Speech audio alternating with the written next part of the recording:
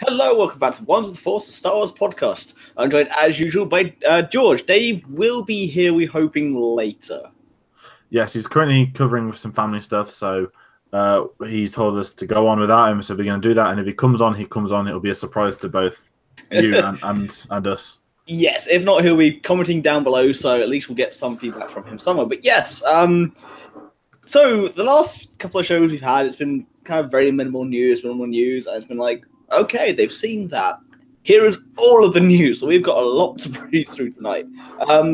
We might as well jump straight into it with the Han Solo trailer. We've had both the Super Bowl spot, so the 45-second teaser for the teaser and the full teaser trailer. Now, Dave and I have done a full breakdown on this, so you can go back to the channel and check it out. George, might as well get your feedback, because you weren't able to join us for that viewing. No, unfortunately I was at work. And what can I say about the Han Solo trailer? I like almost all of it. I think like is the best word, not love. I think like's the fair analysis of all I'm going to say is that I don't want to go in too hard on him because we've seen a minute, but dear me, this film should not be called Solo. They should have just created a new protagonist and put it a Star Wars story. Dash Rendar, a Star Wars story is what it should have been. Anything, like, no disrespect to him, but it's just, it's not even the voice, it's just, he's not Han Solo. He looks a bit like him, and he's doing some of the face mannerisms, but the delivery of them lines was just absolutely horrendous. Yeah, we had a discussion. It's a bad thing when the worst thing about the trailer is the protagonist. We like everything but that. Yeah, exactly, and that's why I just couldn't. It's a shame because I loved Rogue One. Rogue One's a great spin-off. It's a great leapfrog. No one wanted a Han Solo film. We knew this would come. We knew they'd cast Han Solo, but it's come and it's happened, and you're still kind of like, oh no, Han Solo film. I will say Donald Glover's the best thing about all of it. Don't get me wrong. He will be an amazing Lando. Speaking of Lando, we've got Lando news in the toy shelf tonight. But the trailers themselves, I don't want to say I'm excited because it's kind of like the trailer just passed. It's come out. We all spoke about it. It's passed. I'm done. It wasn't episode 8 where I saw it on loop players. I think I've probably seen this like 2 or 3 times. There's no like, oh, I need to see it. I was at the cinema this week, and it was like, I really hope the Solo trailer comes on. Not that I want to. Whereas Last Jedi, I was just praying for trailers to come on every time I was at the cinema. It's done a little. I'm fingers crossed the film's good, and I want it to be good because I hope it's good.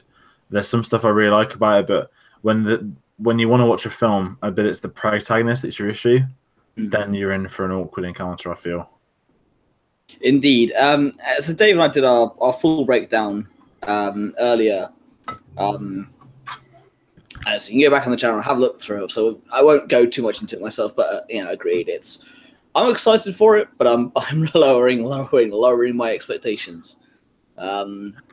I'll go in with an open. I said to people, I'll go in with an open mind but low expectations and just see where it takes me. But speaking of Solo, there's a lot of Solo-based news this week. There's also a hell of a lot of news in general. We've had the Solo posters revealed. I actually quite like the posters, though. The posters do look cool. Yeah, so they've released 5 posters. So we've got 4 character posters. One of Lando, Han, Kira, and Chewie. And they're on a sort of character sheet. It's almost like a wanted poster, isn't it, with that old sort of colour in the background. Wild West style. It's got their name. Yeah, and they're doing the old classic poses for Lando and Han, at least. So they look great. And then it's not leaked, but I'm assuming this is what cinemas have received. The posters as Solo, and they've got a couple of the characters inside of it. That's a really neat poster. It looks nice. It's not gripping me like, again, the previous films did on their first posters and stuff, but given what this film could be, I'm cautiously optimistic. I think is the best way, because the more news that's coming out, the better it's getting. And we kind of knew this. I think we said in last episode that it's going to go into overdrive. As soon as Super Bowl trailer, we literally heard rumors that they're going to get everything out at once. But by getting everything out, I did not mean all of this. We've had so much more. There's it's build up, and everything. Yeah, even Dave's put down the comments down below saying he loves that posting. Agreed. I like the poster. I think it's really cool. Again, as you said, it builds up the levels, but we'll wait and see. Definitely. I guess, well, it kind of leads into it, but EW. So when Last Shadow come out, EW had a lot of covers. They've announced their Han Solo cover already this week. Last week? No, last week now, isn't it? God, I was getting the dates mixed up. Yeah, last week, yeah. And they've been dropping just not, I wouldn't say as much news about the film, but they've been interviewing a lot of the cast crew, like Kathleen Kennedy, Donald Glover, just the usual stuff. And there's only really like one or two interesting things that's come out, and we'll talk about the next. But there is a load of pictures online. There's a lot of pictures behind the scenes, new planets, stuff like that. So if you want to watch them, get out there and have a look at them. But the two main things that I think have come out of it is that the first is that Paul Bettany is playing Dryden Voss. It's a new character, although I feel like the Voss surname is something that was in the old EU. Yeah, Voss, yeah, for sure. Voss was, as far as I can remember, he was in the Empire. He was part of the Navy, as far as I can remember. It's a bit hazy because of the old EU, but yeah, no, the name's been around for sure, so that'd be definitely interesting to see. And then the other interesting bit of news is the Lucas news, which we did have a little chuckle at, I must admit. Yeah. So Kathleen Kennedy has basically done an interview where she said that Lucas popped by on set. I mean, he's done that for all of the films so far, to be fair to him, hasn't he? I don't think he did it for 7, but he did it for Rogue One, Last Jedi, and Solo. And he was, come on, he's having it. I mean, those that don't know, he directed American Graffiti, which was, I think, Ron Howard's first film. It was, a film that established him. So he's always had a very good relationship with Ron Howard. Yeah. The rumors are that Lucas offered him the prequels, and he declined them because he was directing at that stage. Ron Howard confirmed that when he accepted the job for Solo. He said that he was offered it and regretted not taking it. So now it's his opportunity to do his Star Wars film. And I think it's great because, I mean, American Graffiti is a great film. Ron Howard, I think, is a great director. The conditions of him getting this job is maybe a bit different to what everyone would have wanted him to have done, but of course, it goes back to Lucas's. You know, he wanted to produce them, and he wanted a right-hand man doing the directing, but he could have that input he needed. Yeah. Because everyone knows deep down he wanted to do the prequels, but Lawrence Kasdan didn't want to come back to write them. Ron Howard turned down directing them, so he just took it all upon himself. Yeah. Which, you know, they happened. I love them. We've all grown up with them and stuff like that. Oh, so, yeah. I do love the prequels. Everyone does, but I would have loved to have seen how Ron Howard did them. Yeah, yeah, it would have been interesting to see. But we got what we got. However, he's now done, 90% of a Star Wars film. Yeah, so, but also there with Lucas, I guess it comes back to, he wasn't just on set, the article saying that he, quote, helped direct a scene, but actually he was just on set for a day of Ron Howard, and he just gave them an idea, and I think it was a Han Solo joke, or something like that, and apparently Ron Howard loved it. He ran off to Kathleen Kennedy. He said, can we use it? And they're like, yes. So Lucas has actually had input. I mean, we know he had input in episode 8, didn't he? Because Kathleen Kennedy said that he was helping her with the Force and the Jedi and the stuff, the religious angle. On with the tank commander. That was he picked out that design. And I think it's great because at the end of the day, no matter what people want to slag him off with, as a sort of visionary, there is few better. Oh, of course. The stuff they did in those films, what was new, the CGI, everything, he's moved the industry forward so much more than some of the people. We complain about the overuse, but at the same time, he was just pushing the boundaries to see what could be done. Yeah, it could have been done in a different way in terms of he could have done less of it for those films, but at the same time, he still pushed it forward. I mean, the digital, moving from film to digital, we wouldn't have had without Lucas pushing it so quickly. And so, some technology implemented, including, if you watch some of the behind the scenes, even how they managed to go to get to chroming rubber was something that Lucas wanted because he wanted, the stunt sabers and things. It's a lot of things he put in place. So yeah, the quote from the interview was saying he intended just to kind of stop by and say hi, and he stayed for 5 hours. Kennedy says there's even one moment in a scene that I can't tell you what. But on the Millennium Falcon, where George said, "Why doesn't Han just do this?" And it's a brilliant bit because it is still him getting his input, and yeah, it is his universe after all. He did create it. Definitely, and I think it is nice that they didn't just bite off him and cast him out like a shadow. He gave it to Kathleen Kennedy. He'd worked with multiple times on Spielberg films. He knew where he gave her the job. Well, not the job, the role, the company as such. He wanted it to go to Disney and no one else, so he made that sale very well done, and I think he's the kind of guy that he probably does miss it, no matter what issues he's had with it in the past. There is no way like he can sit there at home and be like, you know what, I don't want to know what they're doing with Star Wars. I don't want to see what their plans are. So he's always going to be looking around and stuff, but it's just a matter of them finally saying. I mean, Dave did say to us that I think Dave does want him to start. If he's watching, he can comment, prove me wrong, but he did want him to direct a film. Dave just said that. Yes, he is commenting because he mentioned Quinlan Voss, who's a Jedi who's in Clone Wars and in Dark Disciples. So he's a canon character that has the Voss surname. But again, I do know the name from the Imperial side of things as well. But I know where Dave's coming from in that particular bit for the Dryden Voss section of things. Definitely. So it is a recognizable surname. I hope he's not related to him. I mean, I don't think he will be. I think it's just a it's just the usual good Star Wars name. Let's be honest. Like 3 syllables. No, that's what you need. 3 syllables or 3 letters. Star Wars has 3-letter names. It's fine. Yeah, it does work, and it does work better than most. Yeah, I mean, you have Rey, Finn, and Poe. Nice and simple. Kylo Ren. Yep, and Luke, Han, Leia, Vader. Done. Sheev. Yeah. 5, but Sheev. Yeah, it was fine. Sheev works well. I actually remember when Sheev first was announced by Rowan, who we've had on the channel before. Just it's like, no, I don't like it. I was like, I don't know why, but he just didn't agree with it.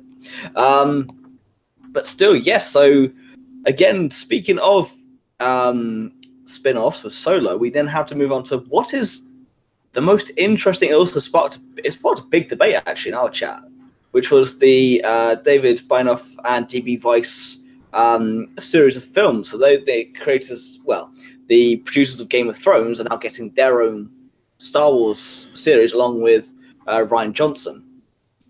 Yeah, this is probably the most unnatural pairing you could possibly imagine.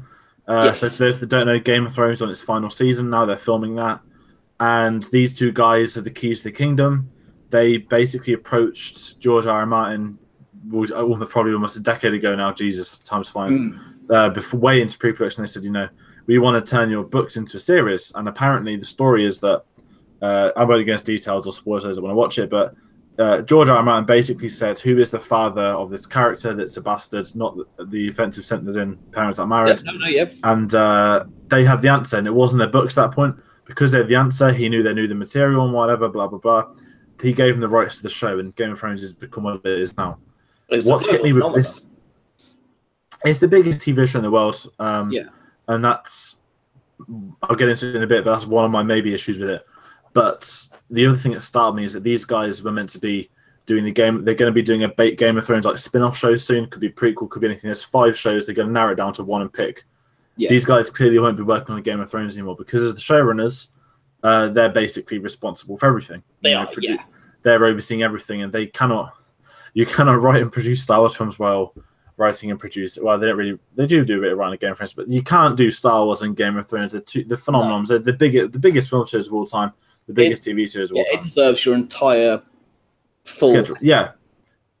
And they said in their statement that they're starting. Gareth Edwards didn't go on to direct. Wasn't Godzilla? What was it? It was Godzilla 2. He's not directing because he was on Rogue One. Because he was doing Rogue One. He understood the amount of effort it took. And I think he's got a lot of time. I've got a lot of respect for people that choose that. But with Game of Thrones, the issue with me is the show has dipped in quality since George R. R. Martin stopped writing the script. The original writing has stopped, and they've continued. Yeah, I know. It's not even that, but George R. R. Martin was individually writing the actual screenplays for episodes, not just the books. He was very prominent on the side of things, and when he left the show, it has dipped. But the issue is now with me. It took them an entire series to of the series to set up what they wanted to do, which took far too long. But it's not going to be critical because I think they're great producers. You look at what they've done, but it's setting up their own universe that could be the problem. It's not setting up their own universe. It's Lucasfilm hiring people because they're popular. Why did Colin Trevorrow get hired to direct episode 9? Because Jurassic World was a bigger hit than anyone ever thought could imagine. Yeah. My issue is I would much rather have... I mean, yes, these guys did Game of Thrones. What else have they done? I'd rather have a producer that they might not have done the biggest TV show of all time, but they've done several great TV shows or films or whatever, rather than just this one. And I think, to be fair, Lucasfilm, they're probably trading lightly. At the end of the day, these guys are just producing and writing. You know, they'll be hiring directors. I'm sure they'll be the ones picking their producing. But it's very interesting that Disney have hired some people to oversee a series of films rather than the Rian Johnson, you have writing, directing a trilogy. This is, you're going to operate over and you do the rest of it. And I guess the key thing to say is it's not Rian Johnson's trilogy, and it's a new trilogy, just like the Rian Johnson one. It's a new series. They haven't even said trilogy, so it does make you... Yeah, so you just naturally assume it would be one. Of course, it's Star Wars. They do it in threes. The thing for me is I like how they've done that particular bit. I think they've recognised the errors they've made so far of hiring either inexperienced or less-known directors. I mean, look what happened with Phil Lord and Chris Miller. I mean, they've only done the Lego Movie up to that point. And they've done 21 Jump Street, yeah, but that's not... They couldn't cope with the pressure, and they were the wrong people for the job. That's exactly. I mean, I can quite clearly see them getting someone like Simon Pegg to come and do a film. I don't know if I'd want that, but I could see them going and getting... I could see him. I mean, he wrote Star Trek, the third one, which was decent, to be fair. And it was told it was too Star Trek-ish, which I find hilarious. Yeah, I think there's a lot of in-the-nose references to the other stuff. But if anyone knows the source material, they're the best bet at writing it. And the Han Solo guys, yes, they were Star Wars fans, but I just don't think they could cope with it.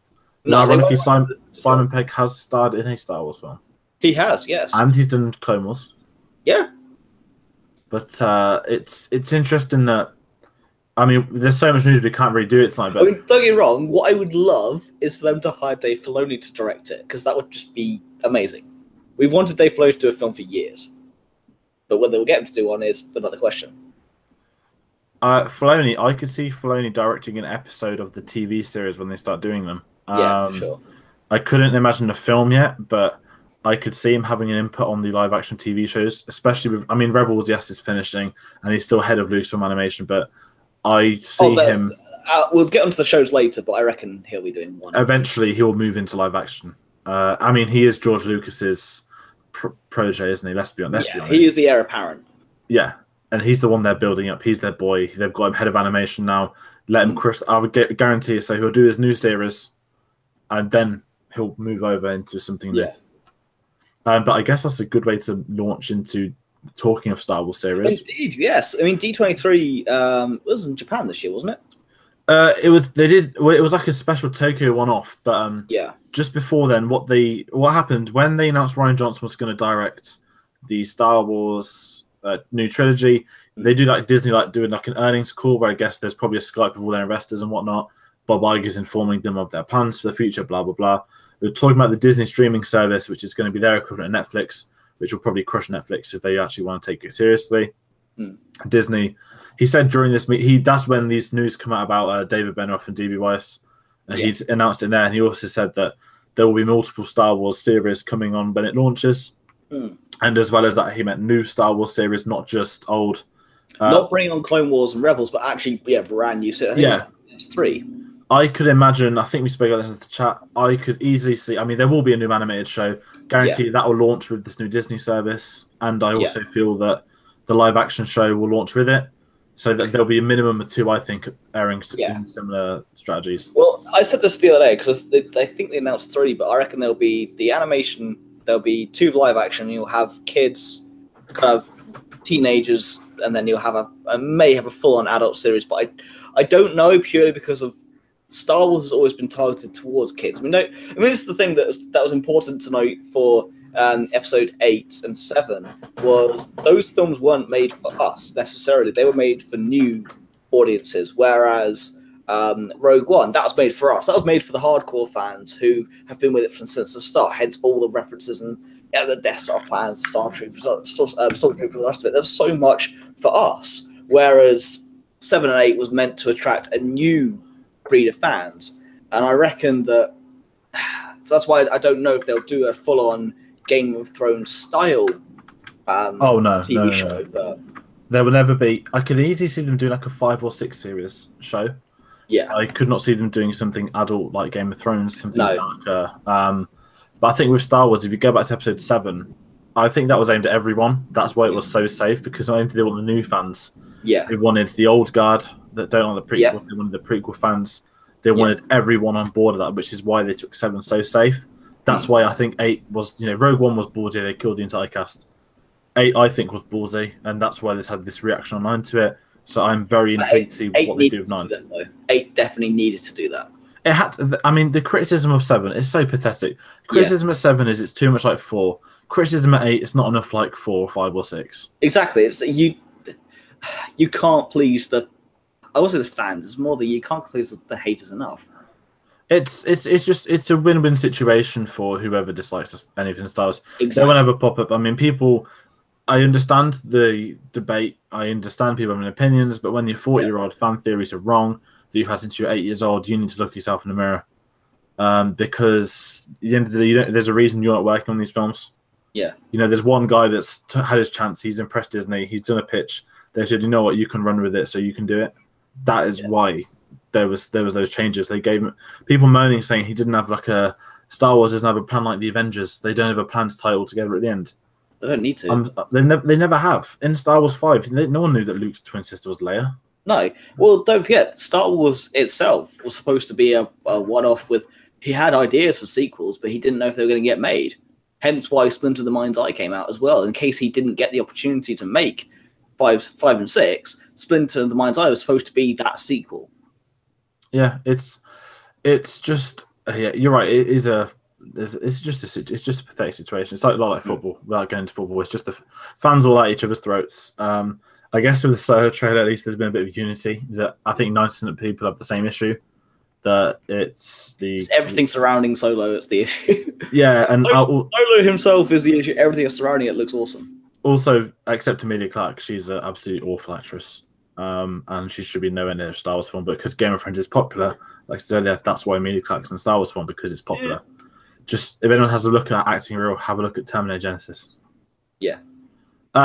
Moving on to some nicer news. Perhaps the most surprising news, which there's a funny backstory to our Facebook chat. John Williams is performing at the Royal Albert Hall at the end of the year in October for his 60th anniversary of his first film soundtrack. They're doing an evening with, and it's actually him in person conducting. It says he's conducting a night. If he's conducting an entire 2-hour concert, my respect goes even higher than it did before. Yeah. Whether or not he directs suites or whatever, but we did see him do an amazing job at Celebration last year, which was probably actually the moment of Star Wars Celebration last year, I guess. Oh, for sure, yeah. But so yes, John Williams announced this morning at 9:57 a.m. Some people knew about it early, but it was announced officially at 9:57 a.m. and tickets were sold at 9:58 a.m. And the Royal Albert Hall pre-sale sold out inside 20 minutes. And I want to wish everybody the luck in the world trying to get a ticket on Friday on general sale. The fun story of this is that Facebook chat from last night, isn't it, Phil? A little bit. So, for those that didn't listen to me bragging 2 weeks ago that I already had Star Wars tickets live, again, they're crushing our wallets at Royal Albert Hall. I'm a member, so I get tickets 2 days before. But what happened yesterday was that someone tipped me off that I know that John Williams would be performing at Albert Hall live in person, which was probably it was the most insane news I'd heard. Yeah. I still didn't want to believe it, just in case, like it might not happen. It could have been a lie. But I messaged the group chat saying something big is coming. I can't tell you precisely what, but when it does, believe me, you're going to want to be there. And the hint was it's the Albert Hall. And he said, when's it going to happen? I says, any time in the next fortnight. I did not know it would be 12 hours later. So they put the tickets on sale. I'm very fortunate to have got 2. Which I'm. Not I mean, that you blagged one for Dave, all right? No. Sorry, no, but it was. I was so stressed this morning, and my issue with this is, I love the fact John Williams is doing live. I'm not complaining at all. I'm not complaining they're doing Star Wars live at Royal Albert Hall. I'm not complaining they're doing Gladiator live at Royal Albert Hall. I'm not complaining. Basically, the last 2 weeks they've had tickets on sale for like 6 different film events, which you'd imagine 80% of the people would want to go to all of them, just because naturally the choices of films, the cult following, and what's happening with them. To put all of like a year's worth of good content on sale in the space of 2 weeks is crippling. And I'm just fortunate I got John Williams tickets today. I don't want to think about anything else. But but that's going to happen. It's his first appearance in the UK in 22 years. I would, in the nicest way possible, assume it'd be his final appearance in the UK. He doesn't tour. He hasn't performed here in a while. I think he does 2 years. In America. Did he do the Hollywood Bowl apparently once a year or something like that, where he does the odd appearance and stuff? Does the odd appearance, but he doesn't. But I mean, for his age, he's a working machine. He doesn't direct every Spielberg film anymore. He turned down Ready Player One, which is heartbreaking because I think he would have done an amazing job of that. He didn't compose Bridge of Spies, I think, either. So from what I've heard, he's picking his projects wisely, which is why, of course, he said he's doing episode 9. Yeah. I would assume that he'll take on Indiana Jones. Of course he will. No, he wants to finish out Star Wars, and he want to finish out Indy. Yeah, I could feel that. I mean, not that I want him to retire, but if he were to retire with Star Wars Episode 9, that could be the greatest cap on the greatest. That would be the best. It could be his song, yeah.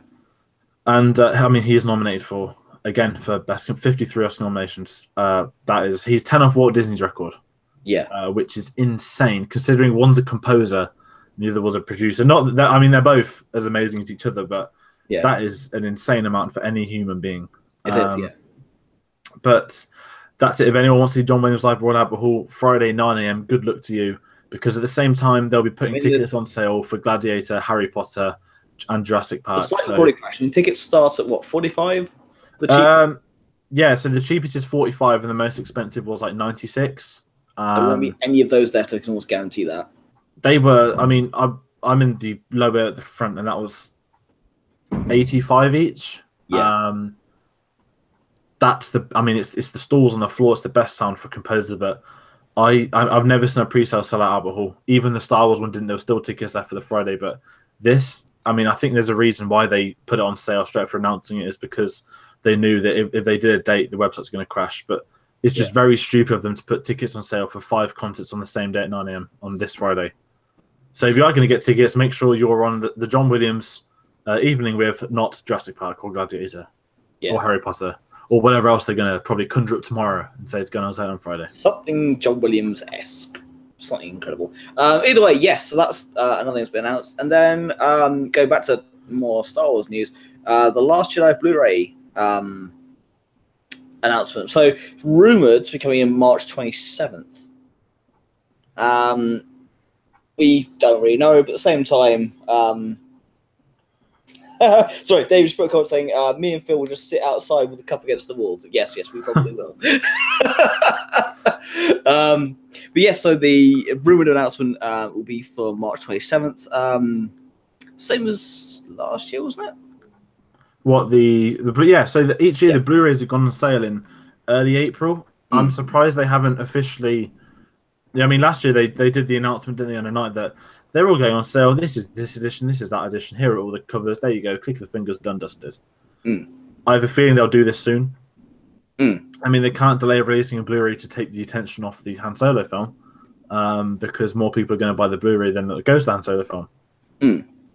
But yeah, March 27th, and digital, I think the room is the 13th, so it's making even more sense again. But that would be the 26th over here. I hope we get it soon. I want to rewatch it. I missed the last showing in my cinema. Yeah, I missed the last showing as well, sadly. So, but I can't wait to watch it again as well. And I also want to look at all the deleted scenes, behind the scenes, for reasons. There's so many things that I want to see on that Blu-ray. So, yeah, for sure, can't wait for that. And then we might as well move on to episode 9, because episode 9 has a art director. Now, this is the interesting thing that we don't know when it's going into production, but at least we now know it's gearing up to start. Yeah, so the rumours are that it's going to go into filming in June, but who they've hired, this is more interesting. They've hired an art director, Paul Inglis. He's worked on, again, Game of Thrones, Blade Runner, Children of Men. He's worked on some big films, but for art director, this is the guy that's going to be overseeing, what not production design, but the kind of he's in pre-production heavily, looking at what ideas people like. He's going to be pushing them forward, giving the ideas, taking them on, etc., etc. And to get the guy that did Blade Runner 2049, one of the best-looking films of this century, is very, very interesting. They getting shot at Pinewood, wasn't it, for Blade Runner 2049? I don't actually know. It may have done. I couldn't guarantee on that one. But it's for me, the thing with this feels different to the normal Star Wars. Normally, they stick with the same art team on all the films. They always gone about how creature effects, all the art, they keep all the art like locked up, hidden away.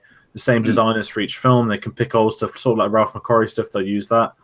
And here they are with a guy that hasn't worked on a Star Wars film yet, and they just hired him to the top immediately. This is very interesting. But unlike the director, he does actually have a good background, though. That's the thing. He has a fantastic background, but it's interesting to the sense that normally Star Wars is pretty incestuous. They keep the same people, so I'm intrigued they've gone for someone new, maybe to give us some new ideas. Because at the end of the day, new ideas are what's going to progress this franchise. And if he can do something amazing for what will be, Episode 9, it's not the final Star Wars film, but it's the end of the trilogy. And to me, this is going to be the end of Disney's first Star Wars era. I'm intrigued to see what he does next. Indeed. I mean, it's as I said, it's not like he hasn't had a checkered background. I think he's done quite a number of high-end pieces. And again, it could be it's kind of not so much injecting fresh blood into it, but again, keeping it fresh, keeping it exciting. As you said, it's the end of Disney's first era of Star Wars, but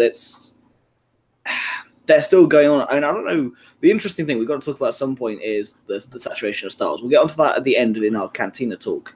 No. We were going to leave that for Dave. Oh, yeah, true. Yeah, over there, yeah. We have other things to talk about, other things.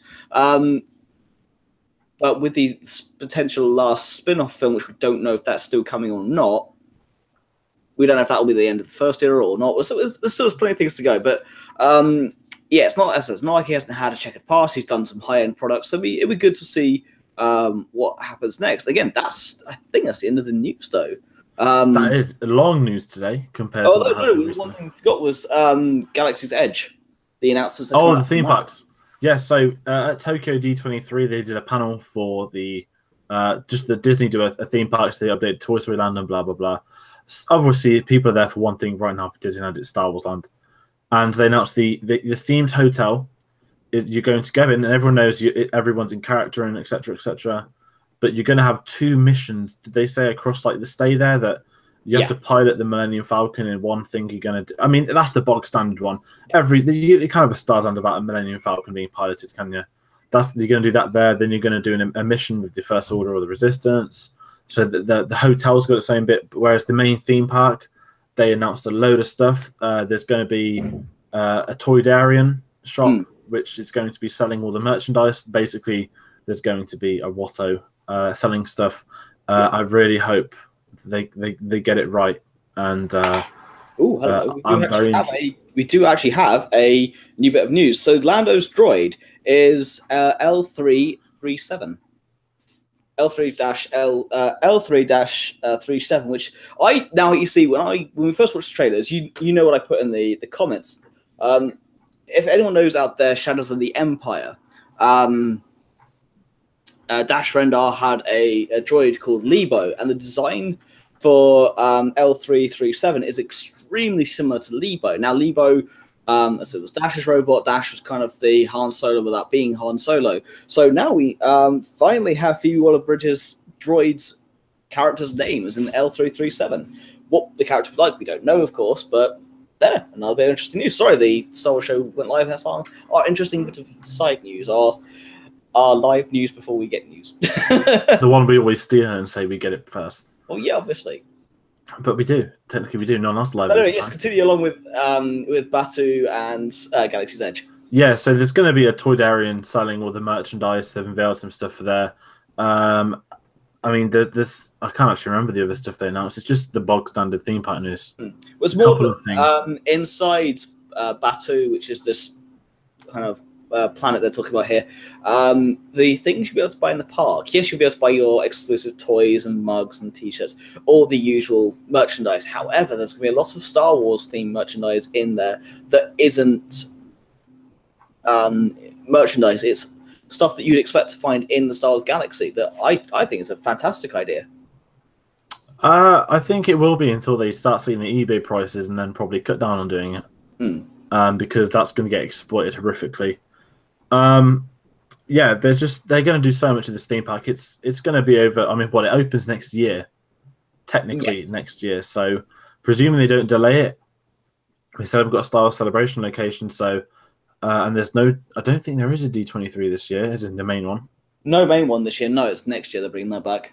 They've done the one off for Tokyo. Yeah, of course. Yeah, so what I reckon is going to happen is there'll be a statement sometime in the year, but they just do announcement because there's no more big Disney events unless they want to do something at San Diego, which isn't like Disney. But thing they have is Star Wars Galactic Nights, which is in May 27th, and that's just going to be one night, and that's more or less because the Han Solo films out.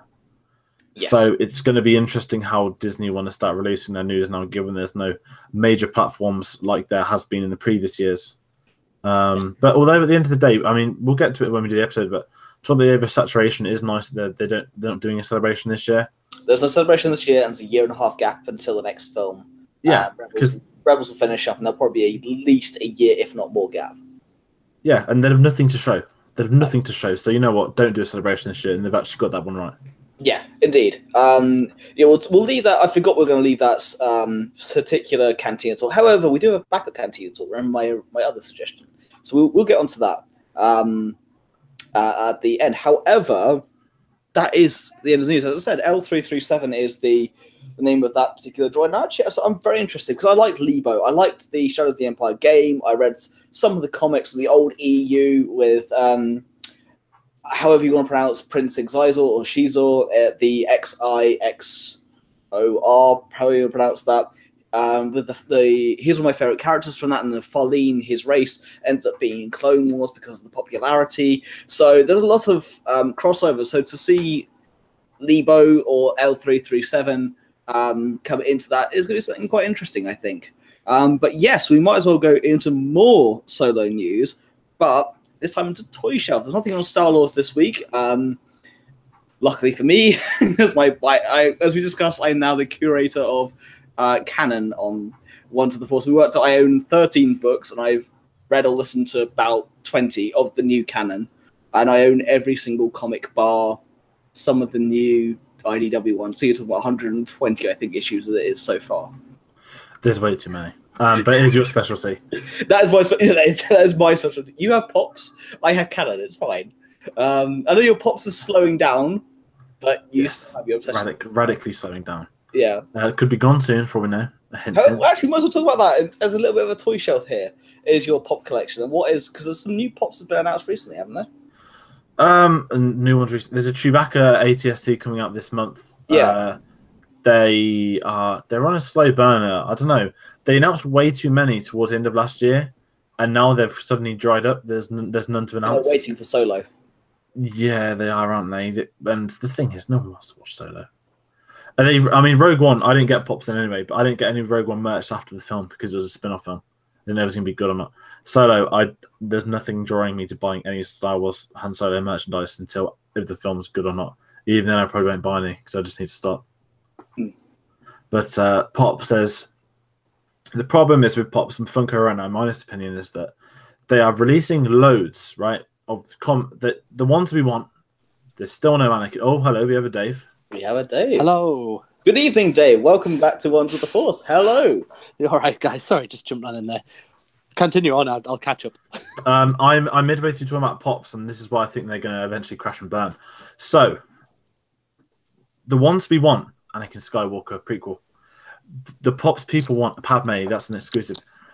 They seem to be releasing the ones everybody wants to buy as exclusives, right? Not making many of them. When the reality is they keep making commons and way too many of the Pops no one wants. Yes, we needed loads of common Pops for episode 8, but the exclusives, the joke around now, Tarkin was an exclusive, everyone wanted him, he's hard to get. Padme's an exclusive, that's going to be solid to get. Indeed, young Anakin. I saw a young Obi-Wan, he's a exclusive and he's a bomb to get online. I saw a 501st Clone Trooper that went for £400. Oh, they're the old ones. The blue box ones go for loads, which is ironic because they look absolutely awful, I think, the old designs. I don't envy anyone that spends 400 quid on them. I think they need to reevaluate what they spend their money on. Because for 400 quid, you do not want to buy one Pop. No, you want to buy Sideshow collectibles. You can buy 2 Sideshows for that price, which we'll get to in a bit. But the issue with Pops is that the demand, the company, if you look at their history, they're dropping in value. They're making losses because they're mass producing Pops no one wants. and they keep making exclusives, the little ones. I guess they're getting so much money off these companies offering the exclusive, saying, Walmart will give you, I don't know, 10 grand for this one. They'll take that rather than put 10 grand into making it common, and which would sell more. Instead, every leftover pop shop's going to have Rose Episode 8 pops and BB-8 because there's been about 5 of them. My honest opinion of pops now is that they aren't making the ones people want, and the ones they are is it's in terrible condition to get outside of America. Every pop you see is like, oh yeah, coming soon in February to Walmart.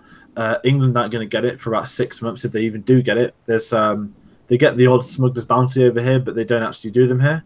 And if you want any off Forbidden Planet, you're looking at ones from well over a year ago now.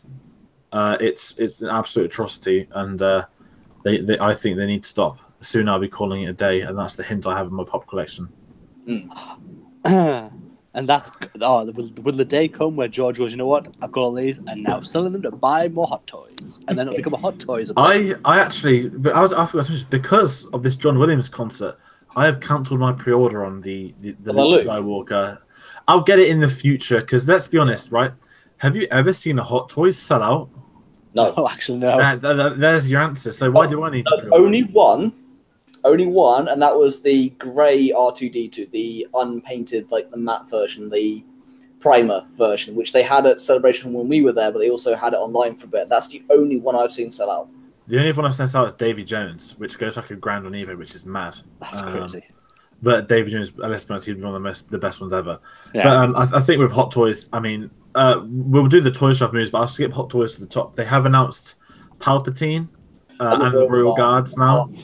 And this is funny because when they announced Luke, I literally said, give it a couple of months, they'll do a new Darth Vader, and then they'll do the Emperor in the chair. I did not expect the whammy of the Royal Guards as well. And it was Dave that was interested with this one. When I saw, because the Palpatine's been out before, so that's nothing really new. I think he's a bit of a new sculpt on his face, so it's a bit of new design. But it's the fact he comes with the chair, and it as a centerpiece to have that. And if you can afford 2 Royal Guards as well, phenomenal. I love that chair. Is just an iconic piece, and I almost want that more than the Emperor. If the Emperor didn't come with a chair, I'd still quite fancy the chair. But as a piece, I think it's unreal. Interrupts. Star Wars have officially revealed. I said there was a 5th poster. I'm sorry, I'm being really interrupting here. That's all right. For some reason, YouTube does pictures now. They do, yeah.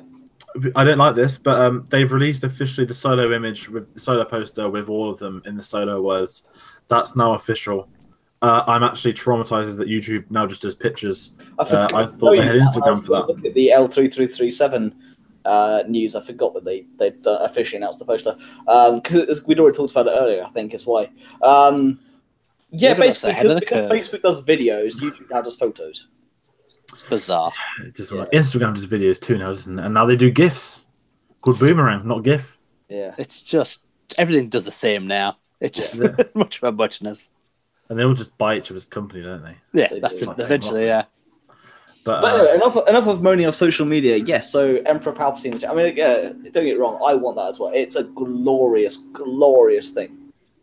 I would only get it if it was remote controlled, so that someone come into your room, the Hot Toys would swivel around in a cabinet. I don't want to have to do it myself. A motion sensor, you could probably do something, just get like an invisible hanger. But the thing is, if I got that, then I'd want Luke and Vader to have either side. This is the issue, isn't it? Because if I end up with Luke, I'm going to want Vader and the Emperor, and then you don't want 1 Royal Guard, you want 2. Yeah, of course, yeah. I feel sorry for those that want Praetorian Guards. You're going to have to buy 8. That's not going to be a cheap package. No. However, the Praetorian Guard do look amazing. Yeah, I prefer the Praetorians to the Royal Guards. Well in that camp. Ooh! I've said this. They do stuff. Yeah, there is that. True, there is that. And they actually look intimidating. I mean, however, though, if you read Lords of the Sith, one of them is a clone. Yeah, well, then he should be like 100 by the age of that one. This is what I've always laughed about clones, right? They've got accelerated aging, right? So let's just assume Jango Fett's in his 30s.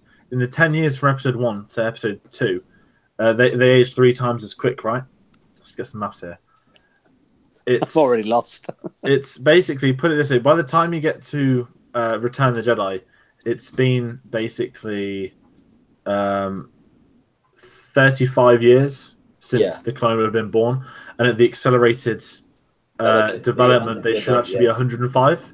Yeah, that's why I don't believe that Rex is that guy in Endor still. But you never know; it could be accelerated up to a point, but it's just it's technology, isn't it? Yeah, we'll see, because we'll probably have that announced over the next coming weeks anyway with the Return of Rebels. But I guarantee you, this is one of my bets. Actually, I didn't get to say it because it was in the trailer. One of my bets for the Han Solo film is they will explain clones being replaced by humans. That's one of, like how in Rogue One it explained the loophole of the Death Star. I feel that Han Solo will address that. It's in the Darth Vader comic, in the new one. But not everyone watches the comics. I'm reading them. Sorry, the films is the films. That's what I mean. Yeah. I think it would be a good point, because obviously we've seen how close they're running with the armor. I don't know. Obviously, we've discussed the tank trooper to the range guard. We haven't got to that bit yet. Oh, but right. We will Okay. get to, yes. But anyway, so that's just how similar they are, and it's obviously going to be living in that world. And we've seen a stormtrooper already, so we know they're going to be a mix of the two. So, did I jump out there? Sorry about that. But yeah, so it's going to be all very interesting, I think. Mm.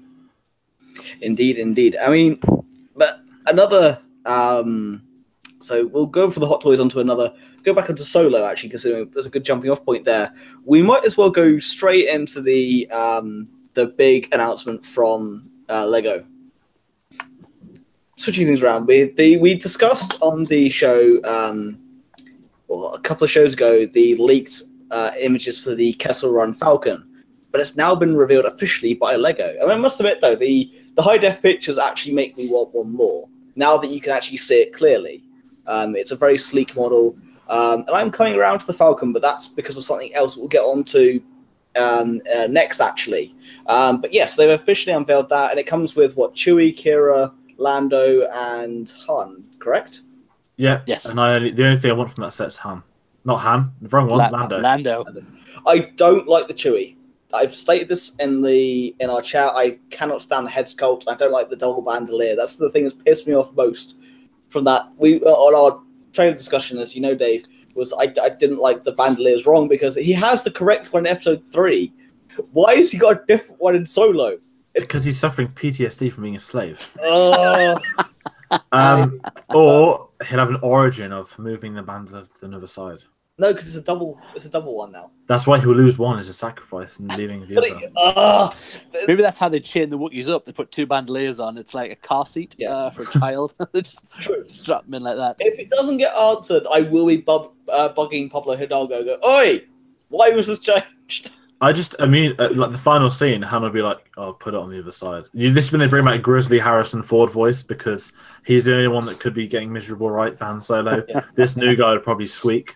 I do wonder, though, with Ron Howard taking over and with George Lucas, I do wonder if they're going to do the intro and outro of Arrested Development, kind of of Han going, "So you want to know how I got the Falcon, eh? Well," and then does story, and at the end of it is, "Yeah, well, now you know." And then it's like they cut back to Episode 7. Actually, when he gets stabbed, it's going through his final thoughts, and it's just the entire film. It's like another new order of watching Star Wars. Like in Robot Chicken, with the Emperor going down the shaft, it's like, you ever wondered how you end up getting here?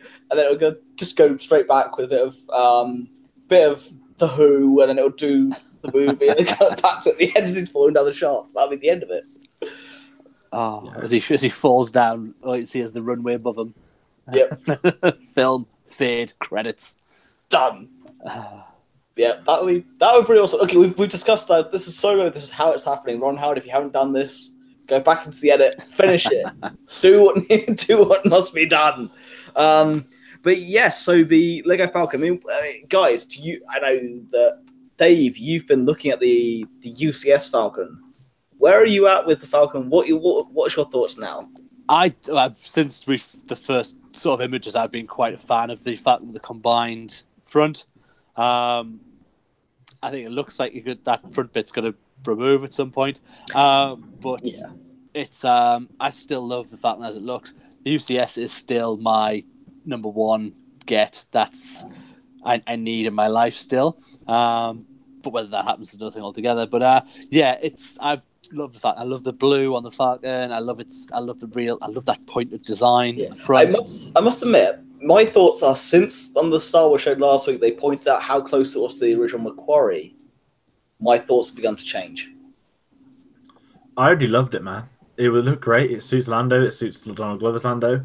The only way I'd buy that Lego is if they do a UCS of Lando's Falcon. Yeah.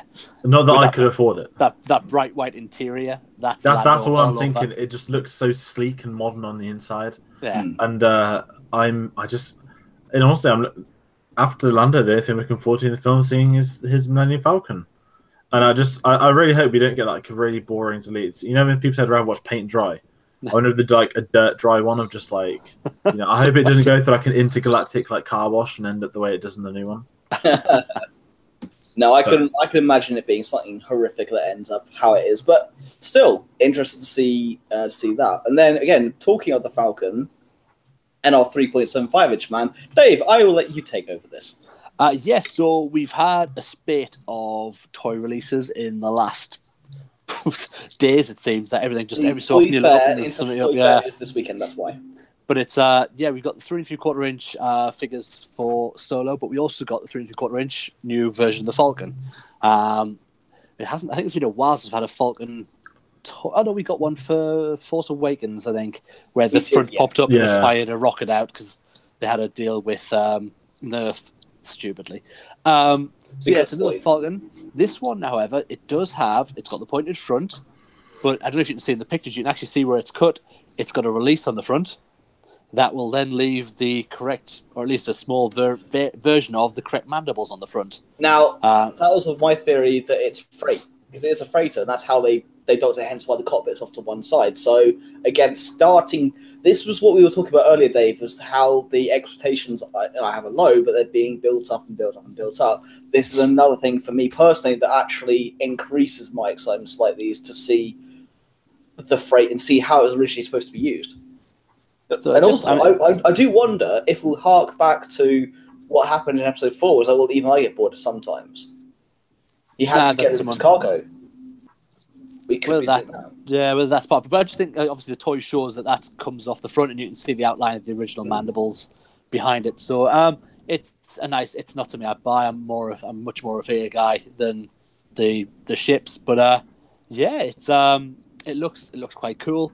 Again, the 3.75 line is kind of where I'm at. I'm very much original 96 figures, and now I'm very much into the Black Series. Is my main collection points, but I guess that might lead us on to you'll have quite a load, like a nice quality point of 3.75 inch figures again. Exactly. That's why they've done the 3.75 inch Black Series, because Vintage Collection. Sorry, is because they had the Black Series, which was their quality line for it, as well as having the cheap kids toys. Which, don't get me wrong, they do some good ones. I mean, I remember for the Force Awakens on the first Force Friday, I bought the Flame Trooper, and it's actually a really nice figure. But with the Vintage Collection, that's going to be their new high price point 3.75 inch figure. And I'm very much looking forward to seeing what they do with that. So you will have that coming out, as well as the Black Series. But again, speaking of the Black Series, we do have the new 6-inch Black Series figures announced tonight. Yes, we have a Solo, Akira. Like not the film Akira, A as in the woman, and or to be called a QIRA. QI apostrophe RA. Yeah. We have the Lando, which is one of the best Black Series figures I've ever seen. Not because it's Lando. Oh, it's incredible! It looks exactly like Donald Glover. Yeah. And then we have the weirdest trooper ever, the range trooper, which looks like a cross between the assault tank trooper and a Wampa. Yeah, his furry pimp jacket is quite incredible over his shoulders. But yeah, I mean, that's what I harkened to when I came on, that the design of that helmet is like a paintbrush stroke away from being the tank trooper from Rogue One. So obviously it might be designs that are going to now cross with it. I think we're going to be in that similar. I don't know whether that points us to a time frame. To have that, I don't think it's the exact same time frame, but it makes sense to have that continuity. That continuity, yeah, exactly. That's what I was looking for. Thanks, Dave. To fit in with everything that's going on. I mean, they are really trying. Unlike other franchises, they are trying to really keep that sense of continuity and stitch everything together correctly. I also love his big boots as well. Those massive I'm very builds metal interested. boots. I think it's gonna go. It's got to be something to do with the snow-ish planet we see in the trailer. Maybe that's Kessel. Because they announced, what was it, 3 planets? There's Kessel, Corellia, and what was the other one? I'll try to remember off the top of my head. Somewhere else. The Marsh planet. It won't be the Marsh planet. It won't be that one. But it'll be Kessel and Corellia. And I do reckon, being a specialist, because we see Han with a big kind of furry outfit and Lando's pimp coat, which is amazing. But yeah, I do like the look of the Range Trooper. I think it's really cool. I agree with you. It is one stroke away from the Tank Trooper, but also it's very Shore Trooper-ish as well. Yeah, they're very in that same vein. And I think it's a great thing that they've tied up. And we know obviously they keep all these props from the other films, so there's probably been that design's probably been there a while. It's been given to Ron Howard and gone, right, these are your designs. What would you like to pick out of the 2 guys before? And kind of pick out what you want. And he's gone with that. So I think it's a really cool thing to keep that continuity. So you're kind of going in, especially people who come into the new movies, can go in and go, oh, I recognise that trooper. Whereas we kind of go in and say, oh, there's the old troopers, and that's a mix of the clone and the trooper. So yeah, I think it can only be a good thing. George, your thoughts on it? I really like it. What I've been picturing is where it's going to be in the film, and I think it's going to be on that snow. It looks like that snow train thing. Yeah. So I'm down for it. Like I said, I love with the films. I mean, I love Rebels. Don't get me wrong. The problem with Rebels is it's only stormtroopers, and it took them. I mean, because there wasn't as much other stuff to use, they just got Death Troopers, and then they ruined them. And the tank as well. They didn't even get tank commander, I think. They just Rebels has been so limited. That's why when it got to Rogue One, it's like, I mean, it's so much easier to do new, helmet designs. The one thing they got was the TIE Defender. That was their one kind of. Yeah, but that was just pointless. It didn't do anything. As a fan, I'll let you guys have that. I must admit. But like, we get Thrawn. We got Thrawn, so that was. Yes, Thrawn is literally without Thrawn, Rebels would probably be very average. It's already been average with them in Series 4, God knows without. But what I love about the films is that we got the Shore Trooper last time, we got the Assault Tank Trooper, we got a lot of new stuff with Rogue One, and I hope that this can do this.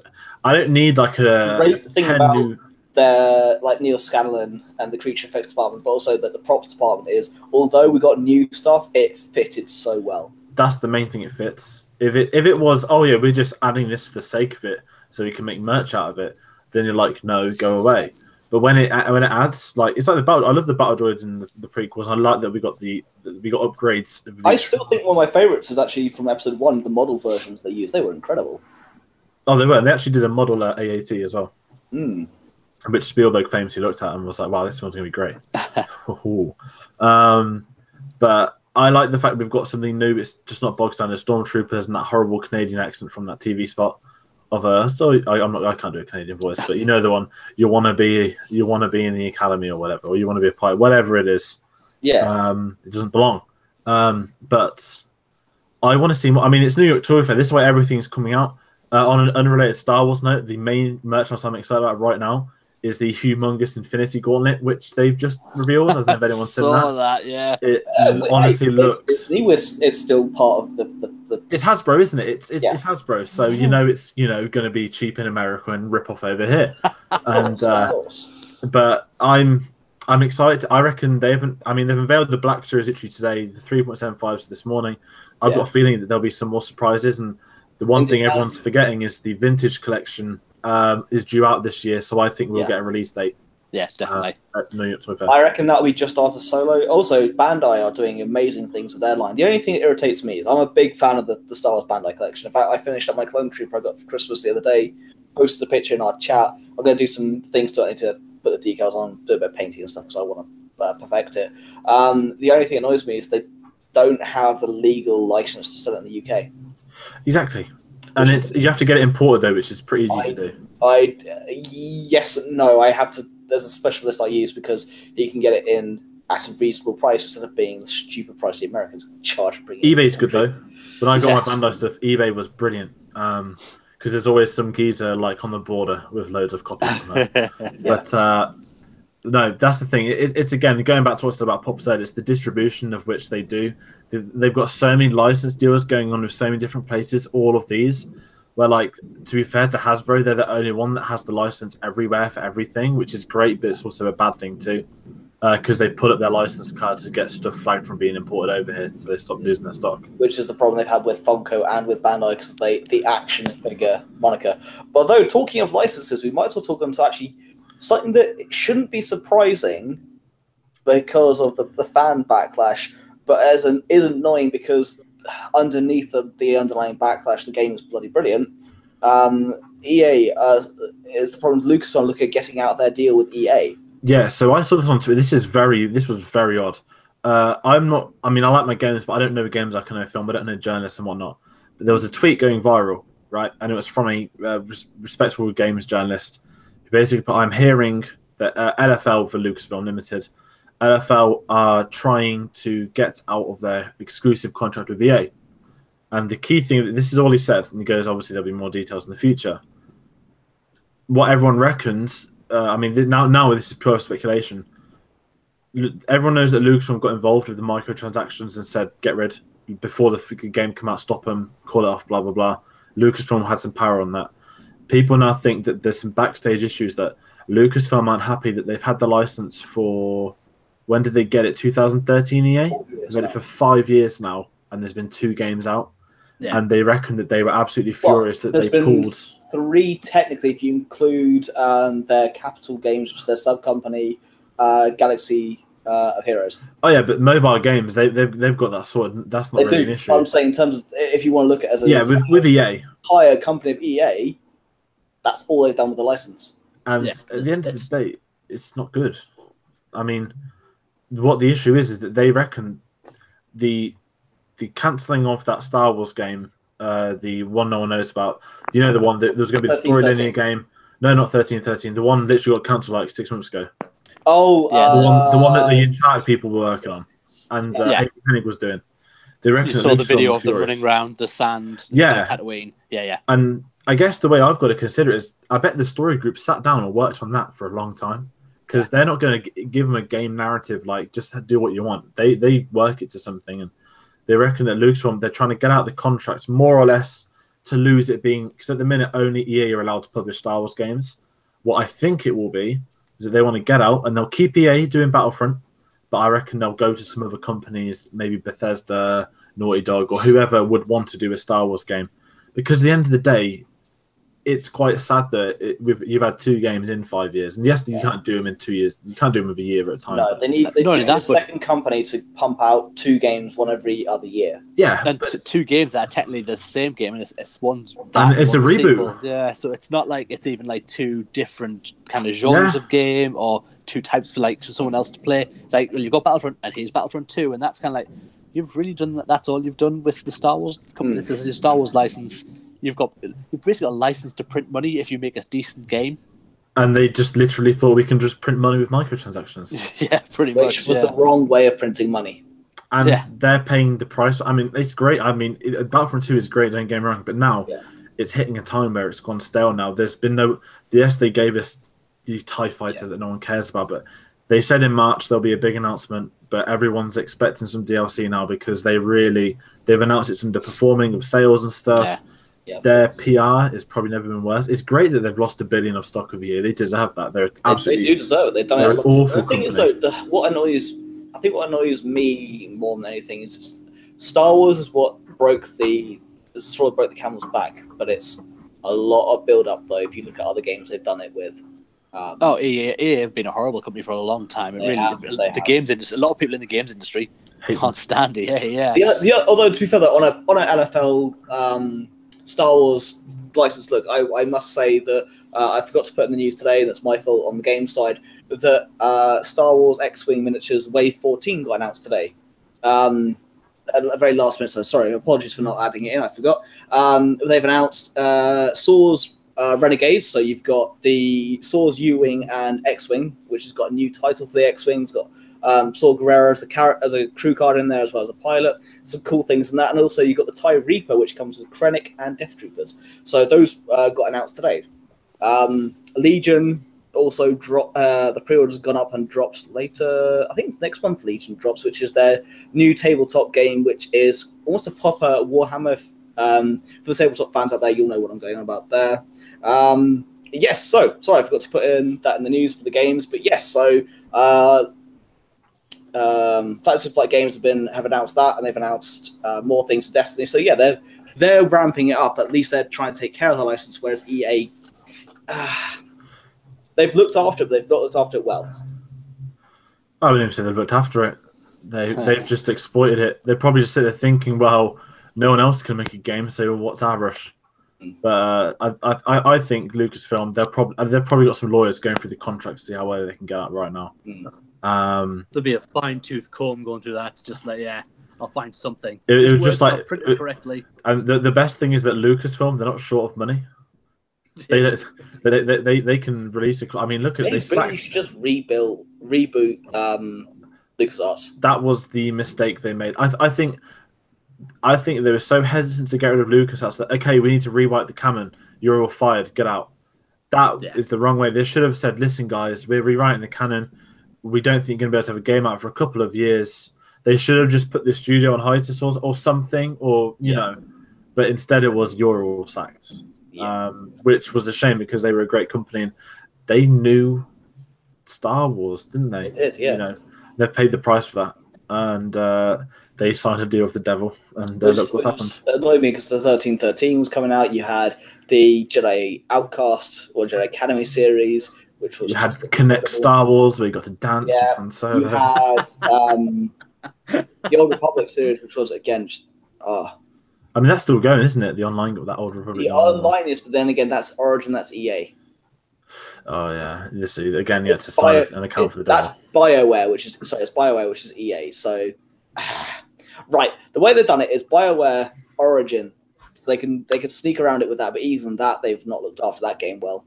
I stopped playing it because they weren't looking after it well. So, I just want them. To me, my favorite Star Wars game right now is Force Arena. It has been for a year, and that wasn't done by any of them. I love Galaxy Heroes, I must admit, but yeah, I know you still love Force Arena, and we both still love Battlefront 2. It's just everyone's just waiting for it. They need to give us Obi-Wan or Anakin, or we need new stuff. It come out in November now. Yes, we got the Last Star stuff, but to me, that doesn't count as DLC. That you're always going to get that anyway.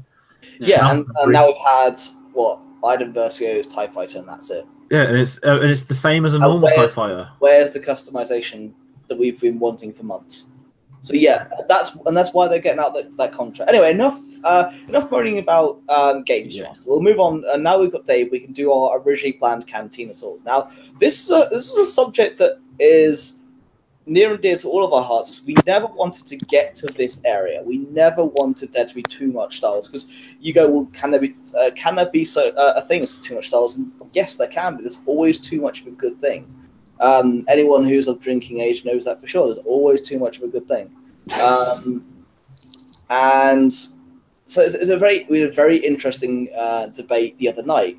I will start things off, and I'll let you guys kind of jump in from there, if that's okay. Yeah. Now, the way I look at it, I know George's opinion on this. I'll let him elaborate on that. Is for me, it's all for the oversaturation. It's all about the visual media, as in the TV and the films. Now, for TV, we've had 2 shows over the past. When was Clone Wars? 2008. So that's 10 years, something like that. Yeah. 2008. It's when the film come out. Well, the film, I say the first 4 episodes, but yeah. Yeah. So you're looking about 15 years actually. I think it was. Yeah, I can't remember the exact date, but the Clone Wars stuff. But still, you've had 2 TV shows basically over the last 10 years, and you've had now this sweep of films come in. So when we've had a total of 6 new films, 2 sets of franchises, plus episode 9 coming out, plus whatever this last spin-off film is, if they do end up doing that or not. We'll get onto that bit in another show. Plus 3 TV shows. You're looking at a hell of a lot of visual content for the next 10, 15 years. Now, 2020 is when it's all going to kick off effectively, because next year you'll have episode 9 at the end of the year, and then Rian Johnson's trilogy will kick off, the D.B. Weiss Benioff series will kick off, you'll have the Disney streaming service, you'll have the 2 or 3 TV shows kick off. So at that particular point, that's where I'm worried the oversaturation will kick in. Now, I understand George's point of view. He'll go into that in a second, of the comics and the books. Now, the reason why I don't view that as oversaturation is purely because it's a secondary level. It's easily ignorable for anyone who doesn't want to read the books or doesn't really care about comics. You can ignore it, so that's why I don't see that as oversaturation. But I can see why. I understand George's argument on that. Now, for me personally, my argument is as long as they keep up the quality, I'm okay with it. But I'm waiting for the day there's a Star Wars film I don't like, which could be very soon, annoyingly. But still, I reckon that as long as they keep the quality up, it'll be okay. But I do think it'll come to a point where there will be too much Star Wars. Because one of the things that we all loved was the waiting. I mean, I was lucky enough that I was born in 91, so when I watched Star Wars for the first time, it was 97. I still remember the days when there was just 4, 5, and 6. That was it. I remember when 1 was announced, and I'd been a fan for 2 years by that point. So I remember having no new Star Wars. I know, Dave, you have that memory for longer, obviously. I mean, you're our elder statesman here, not by much, but you're the elder statesman here, so you remember that more. But as you well know, that waiting period is what made Star Wars so special, because it took all that hype. And between 3 and 7, there was a good 10 years. But so I do think it will come to a point, but I don't think we're there yet. George? Yeah. I'm trying to make sense of all this. Yes. So my issue with is there too much Star Wars is right now, no. The problem with the Han Solo film is based off the trailers, based off the set reports, and everything in between. Disney are getting this film out, and they're getting it out, and then they can focus on 9. They haven't delayed it for a reason. They probably just want it out and about. I am at a stage where I've always been a Star Wars fan. I've always been a Harry Potter fan. You didn't really wait for them because you knew there was always one coming. Marvel was a very big one for me because this is so up and down, up and down, up and down. When Iron Man 1 came out, it was great, and there was a tease at the Avengers. Then there was, 5 films in 4 years? And that was perfect. Phase 2, not too many. Then Phase 3, and it got to 3 films a year. And every single film has to be seen religiously like a TV episode so the next one can make sense. Yeah. And I got burnt out. And I don't get me wrong, I still like Marvel, and I still saw Black Panther opening day, and I've seen every film opening day. But there's been a humongous burnout with Marvel. And that's down to 3 films a year. TV shows, I don't watch them. I used to. I got burnt out with the Netflix ones because they did 1 a year. Then suddenly there was 3 a year again, and they're on to 3 TV shows a year again now. Agents of S.H.I.E.L.D. is on a different TV network to the other show, which automatically confuses the cycle and whatnot. And there's a lot of, obviously, Disney owned both Marvel and Star Wars. I am absolutely scared. I don't think they will because Lucasfilm is smarter than this. I want Star Wars to keep doing a film a year. I want Star Wars to do stuff as long as it's not necessary, but as long as it's going to work within the Star Wars continuity and whatnot. I'm scared that they will do a Marvel. I don't think they'll do 3 films a year, but they're at risk of something going wrong.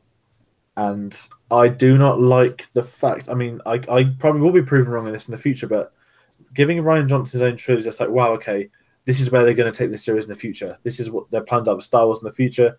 This Rian Johnson's new trilogy will probably get loads of stuff done in this new era, whatever they want to do with it. And then comes the announcement of we've got the Game of Thrones guys to do a set of Star Wars films. And these aren't the Rian Johnson ones, these are other ones. So now I'm there like, so we're now going to get 2 sets of films, probably alternate years. Yeah. Then I'm also at risk that we know the rumours they've planned a lot of spin-off films. And at the end of the day, spin-off films are easy to do if they've got the right stuff, like Rogue One shown. I've been thrown off of this new series because I am at a point now where I think that not only could Star Wars go with Marvel, but the comics, and I know this. When Marvel took, I'm talking about Marvel Comics, not Marvel Studios. So when Disney got Star Wars, but they did the Star Wars comics, and they were doing a decent amount. The Star Wars one or something with Vader at the very beginning, then a Kanan one, then they were doing shorts. Kanan was a limited run. Yeah, yes. But the problem is suddenly there's 7 or 8 limited runs, and there's all of these being planned in the future, and there's so much canon that I just gave up. I didn't want to give up with the new canon, but I did because there's just way too much of it. That's why I'm the curator of canon. It's fine. Yeah, it's fine, but if you want to keep in touch with the Star Wars canon, Don't then ask me how much money. it's money, but it's way too much homework for what it should be. And at least with the Marvel films, there are 3 films a year. I hope this makes it. There are 3 films a year. At the end of the day, that's 6 hours of content a year. They don't really do comics set in that. There's the odd TV show, but that's easy to follow. It's just effort, and it's a burnout knowing every actor's on an 8-picture deal, so they're never in threat in the films. With Star Wars, the comics have expanded so much where they introduce a new character, then there's suddenly so much backstory, which usually is great. Don't get me wrong. But then it's just everything. I mean, I know the old canon did it, but the old canon turned into an absolute mess and a joke, and they needed to delete that to restart it. Now there's just, I'm worried that Star Wars could go another way with so many new eras and stuff like that. People forget the common fan. They are the people who do put the most money in Star Wars films, not the hardcore fans like us. The common fan will see a Han Solo. When Rogue One came out, loads of people thought it was Episode 8. It wasn't. We knew it was Rogue One. Han Solo, they can go, oh, we just had 8, now we've got this. I'm happy that this film's coming out early because it doesn't look, in all honesty, it just doesn't look good enough.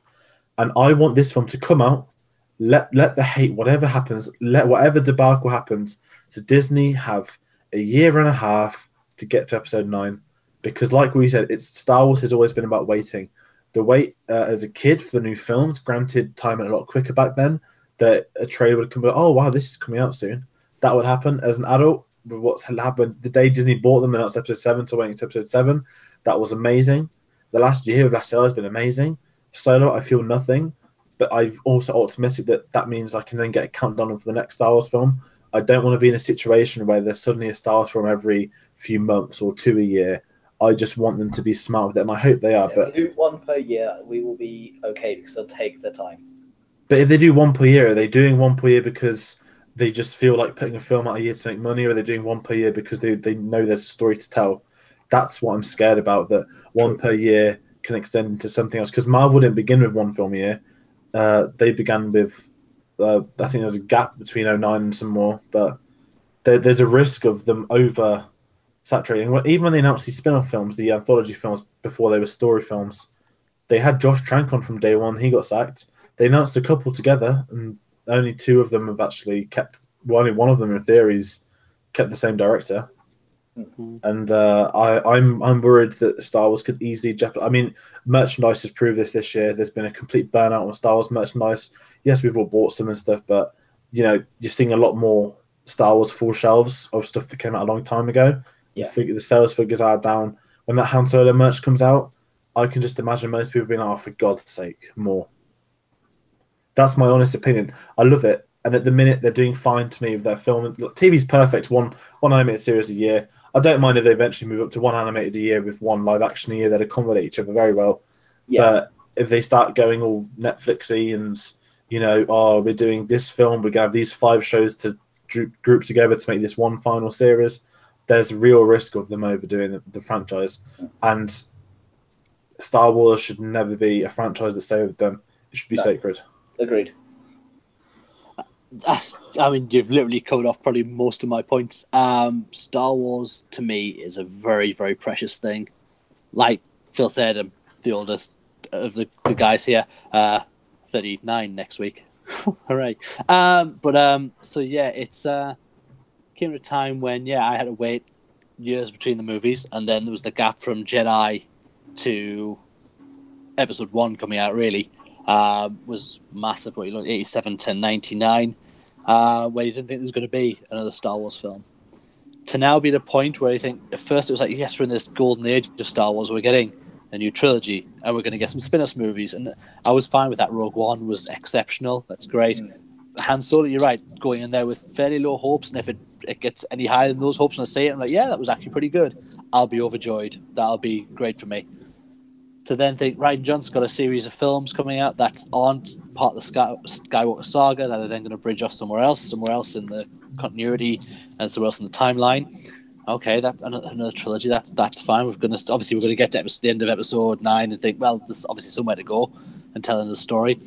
Then to have the guys from Game of Thrones come in and go, right, they're getting a series of films. Right, are they Skywalker? No, the Rian, no, their own thing as well. Okay. And then you get the announcement from Disney that they're going to do the live action shows as well. It just feels that going from a golden age of Star Wars, like George just said, I don't want there to be this saturation point where people get so sick of Star Wars that people stop seeing Star Wars, and people stop seeing Star Wars and it becomes unprofitable. Then Star Wars eventually will go away again. Disney have well and truly made their money. The $4 billion they paid out to Lucas is in the bank. I've got no doubt about it. Thank you very much. We've made our money back. This is all profit going on forward. I mean, yes, they're putting movie into the animation. They're putting movie into the money into the movies. And I just hope that we don't hit that point where we are. It already feels to me that it's already getting a little bit much, and that's just on the visual medium of TV, and not TV at the moment, but certainly in the movies with all the stuff they've got planned. Whether it all comes off is another thing altogether. They can hire these people. These guys are going to do a series of films. Well, we'll see down the line how well that pans out. We know how that goes. Yeah, it can all change, and hopefully, I mean, this, like George said, the spin-off movies are so much an easier draw. A Kenobi film, we all desperately hope is going to announce soon that we're going to get that starting to shoot, and the rumor is 2019, but there's nothing else kind of being said about it. And I just don't want Star Wars to.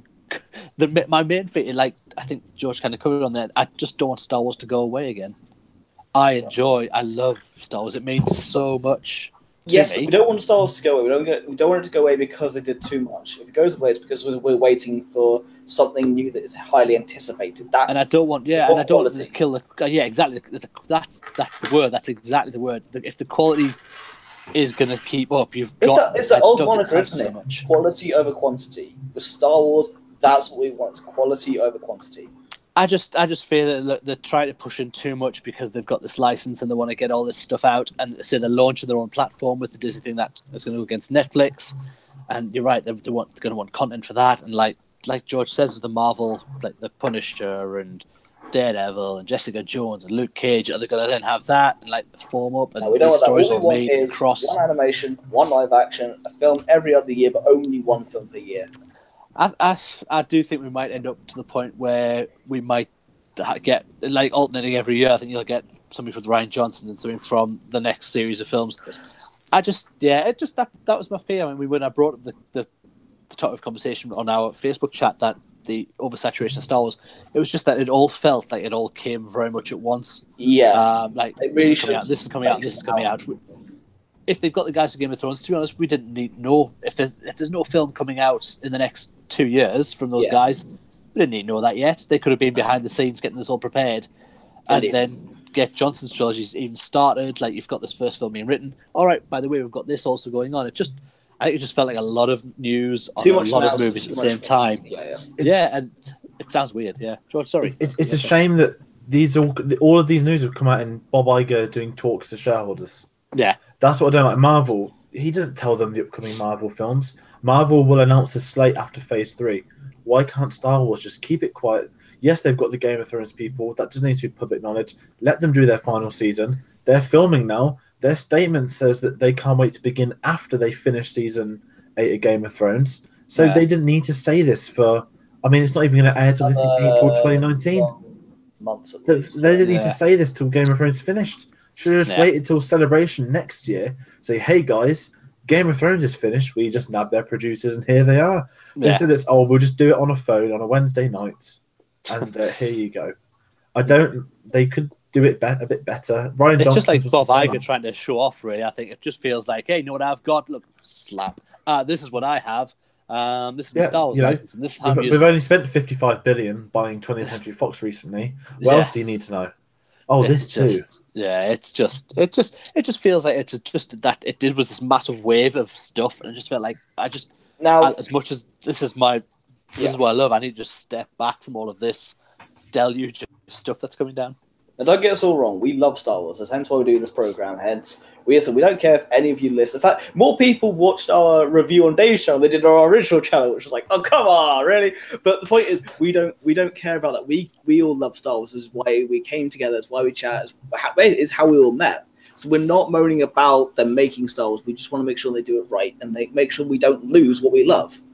Just make good Star Wars. As long as you make good Star Wars, I'm fine. Yeah, as long as Kathleen Kennedy doesn't turn into Anakin and Bob Iger's Palpatine, we'll be fine. And I think a lot of this just comes down to how the Han Solo film is looking right now. Yeah. That's the other thing. I think Because you're of right, that look, worry. Yeah. But just take it easy. My issue is that the day Kathleen Kennedy calls it quits, who then? Who has she worked with for 30 odd years? No, he can't just become a CEO of a company. He's got no experience producing films. Kathleen Kennedy's worked with Steven Spielberg for 30 years. True. That is remarkable, and she is one of the best. I mean, you know, there are questions of the future of this franchise that she's set a good thing in motion, but they've always got to look ahead. And George Lucas, he looked ahead and he picked Kathleen Kennedy. A lot of respect for him. He wanted Star Wars gone. He wanted it to be safe at Disney in the hands of someone else because he knew that his time was up. And I've got a lot of respect for him for making that call Indeed, as well. I reckon that she'll do the same, but who, we don't know yet. Could be JJ. That would be a shout. I reckon because he executive produced 8. He's come back for 9. I reckon he could be in it for a lot, depending on how things go with Johnson's trilogy, with the Weiss and Betnoff trilogy, or series of films. I don't know how many it's going to be. With the TV shows, as long as if they do 2 TV shows and 1 film per year, I'll be okay with that. As long as they keep up the quality. Have we lost Dave? I feel like we have because the picture's froze on him and it's terrifying. Yes, this is a very scary. For those of you who are listening to this on the audio device, Dave has a very, very scary face when he's frozen. And does that wrap up tonight's episode? It will do when Dave as when Dave comes back. Has he? I don't know. I think we lost him. Let me just check the chat of our dear podcast here. It does. I mean, don't get me wrong. There, so we're not moaning about Star Wars. We are in a golden age of Star Wars. We just want them to look after it. I think that's our main thing. Is that quality over quantity is our main deal here. Definitely. I think this is a good place to call it a night. I think so as well. Unfortunately, we have wrapped up everything we've lost. Dave has come back and he has left. He has filled in with his brilliant performance. Great cameo. And as usual, that's another episode of Wonder the Force. We can't say we'll be back. I mean, Rebels is back next Monday. That's a big thing, I guess we can say. Yes. So we will be back in 2 weeks where we'll have a batch of Rebels episodes to report on. And then probably after that, a big individual review on the episode after, which will be the finale. Yeah. But Rebels is back. Yeah, indeed. So, yes, between then, don't forget to like, share, and subscribe. We've been Wonders of the Force. May the Force of others be with you. Good night.